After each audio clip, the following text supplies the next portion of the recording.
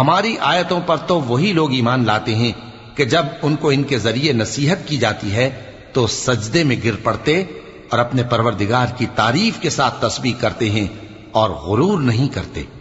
ان کے پہلو بچھونوں سے الگ رہتے ہیں، اس حال میں کہ وہ اپنے پروردگار کو خوف اور امید سے پکارتے اور جو کچھ ہم نے ان کو دیا ہے اس میں سے خرچ کرتے ہیں۔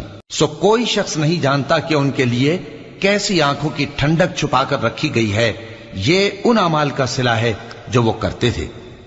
بھلا جو مومن ہو وہ اس شخص کی طرح ہو سکتا ہے جو نافرمان ہو؟ دونوں برابر نہیں ہو سکتے۔ جو لوگ ایمان لائے اور نیک عمل کرتے رہے ان کے رہنے کے لیے باغ ہیں، یہ مہمانی ان کاموں کی جزا ہے جو وہ کرتے تھے، اور جنہوں نے نافرمانی کی ان کے رہنے کے لیے دوزخ ہے، جب چاہیں گے کہ اس میں سے نکل جائیں تو اس میں لوٹا دیے جائیں گے۔